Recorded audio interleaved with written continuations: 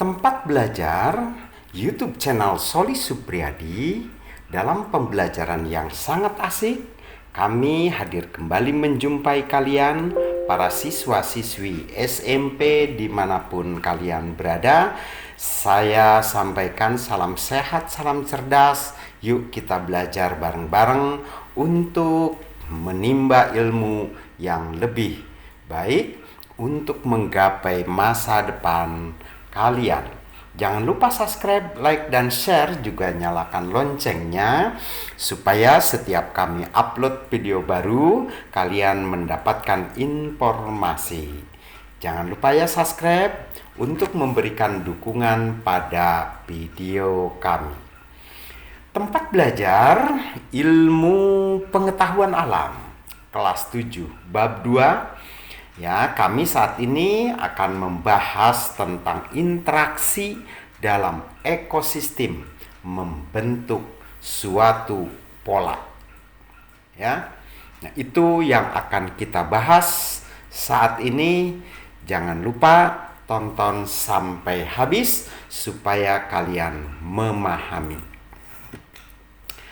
Anak-anakku sekalian dan para siswa-siswi juga para pencinta YouTuber, jika kamu mengamati bagian kecil ekosistem seperti pada kegiatan sebelumnya, ya, maka kamu akan mengetahui apa itu ekosistem. Yuk kita amati secara seksama untuk memahami apa itu ekosistem atau seluruh ekosistem yang luas seperti lautan. Ya, jadi lautan ini merupakan suatu ekosistem yang sangat luas yang terdiri dari berbagai macam ekosistem di dalamnya. Ya, ada ekosistem ikan, ada ekosistem tumbuhan, ada ekosistem makhluk-makhluk lain yang semuanya berada dalam lautan.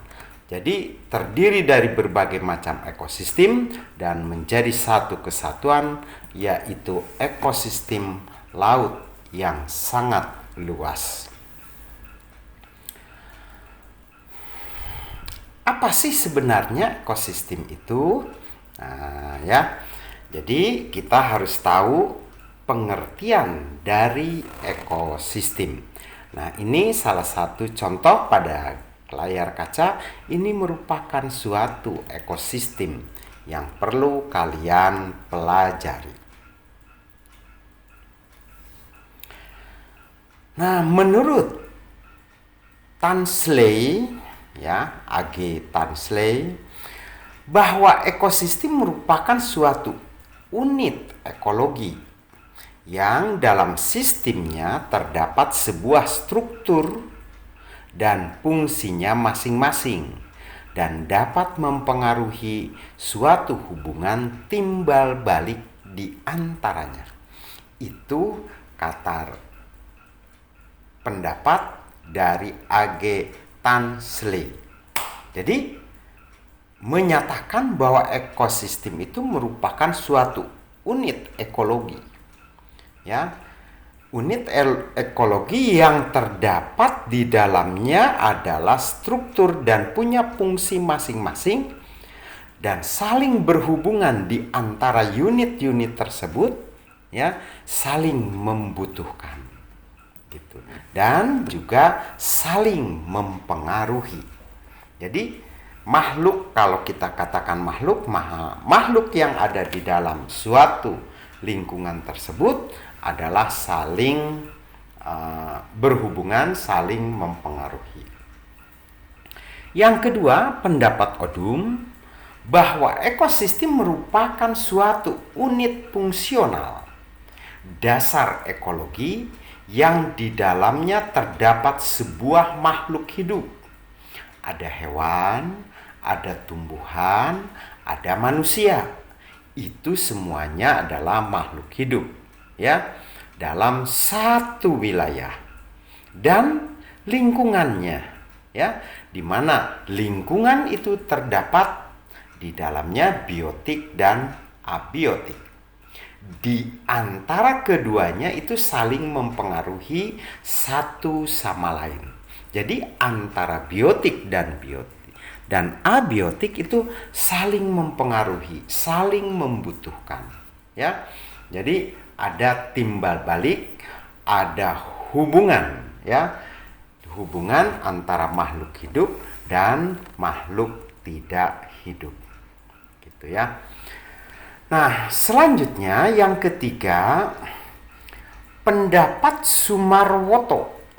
Ya. Nah, seorang ilmuwan ekologi juga, dia berpendapat bahwa ekosistem merupakan suatu sistem ekologi yang terbentuk karena adanya hubungan timbal balik antara makhluk hidup dan lingkungannya. Ya, jadi jelas bahwa ekosistem itu selalu berbicara tentang makhluk hidup, ya, dengan lingkungan yang memiliki hubungan timbal balik. Ya, jadi punya hubungan. Gitu ya. Selanjutnya,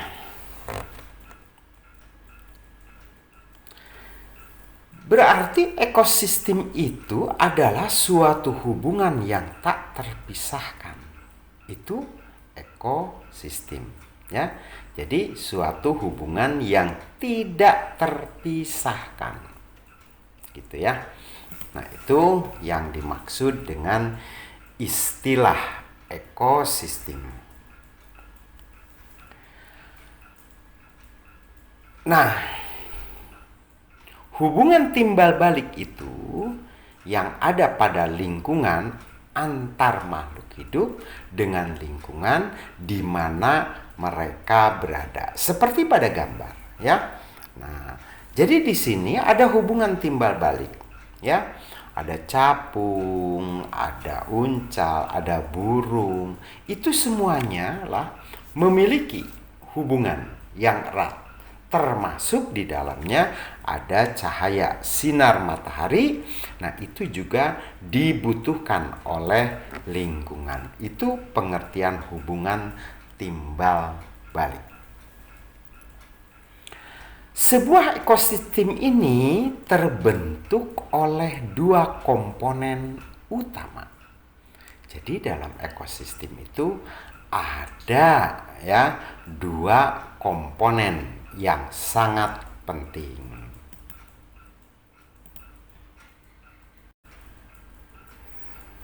Kedua faktor yang sangat penting dalam suatu ekosistem, ya, harus ada, ya, komponen biotik atau makhluk hidup, ya.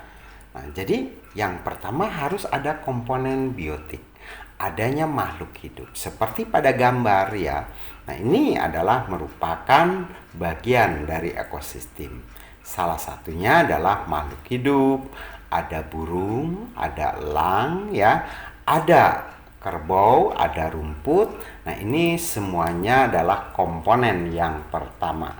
Selanjutnya, ya, di dalam ekosistem juga itu ada manusianya, ada hewan, dan ada tumbuhan. Juga komponen abiotik atau benda mati. Seperti, nah, pastilah, ya, di dalam lingkungan ini ada udara, ya, harus ada air, harus ada sinar matahari, juga ada tanah.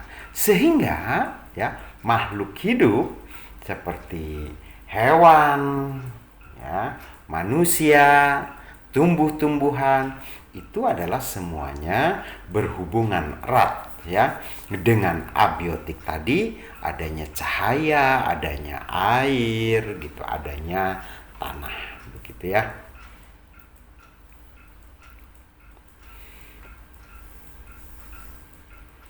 Secara umum ada 3 macam ekosistem, yaitu ekosistem darat, ada ekosistem air, juga ada ekosistem buatan.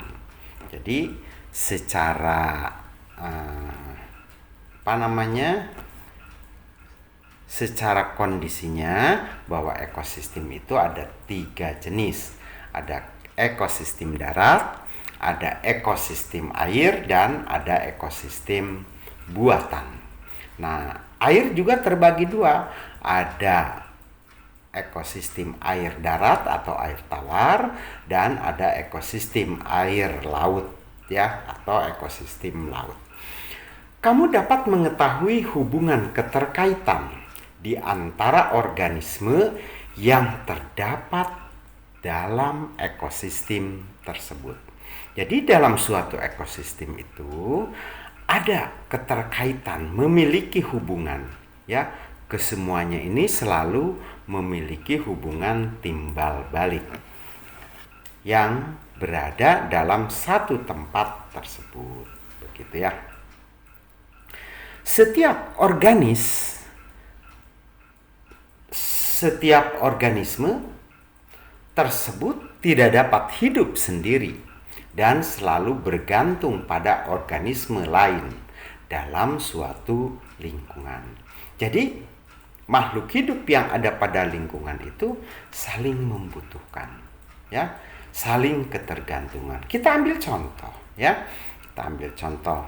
Di sini tikus, ya, tergantung dari tumbuh-tumbuhan sebagian, ya. Makanannya dia adalah tumbuh-tumbuhan. Tetapi ada kalanya tikus juga makan binatang. Nah, tikus, itu ya, mensuplai makanan dibutuhkan oleh kucing ya, dibutuhkan oleh binatang-binatang lain. Jadi kesimpulannya, apa yang terdapat pada lingkungan ini semuanya adalah saling ketergantungan, saling membutuhkan gitu ya. Jadi saling membutuhkan.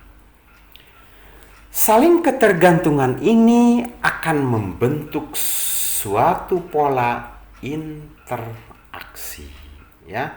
Jadi menimbulkan pola interaksi. Selanjutnya ya, terjadinya interaksi antara komponen biotik dengan komponen abiotik dan terjadi interaksi antar sesama komponen biotik.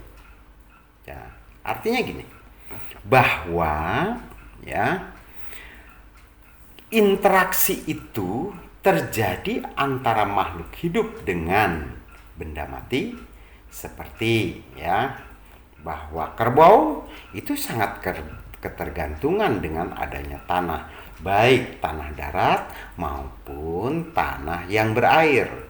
Di mana kerbau itu ya, kita tahu bahwa kerbau suka senang ya di tempat-tempat yang berlumpur. Kenapa? Untuk supaya tubuhnya itu ya ditempeli oleh lumpur, sehingga ya kutu-kutu yang ada pada tubuh kerbau itu menjadi hilang. Nah, itu adalah ketergantungan. Lalu burung bangau dengan kerbau itu juga saling ketergantungan ya. Jadi memiliki hubungan interaksi. Begitu ya.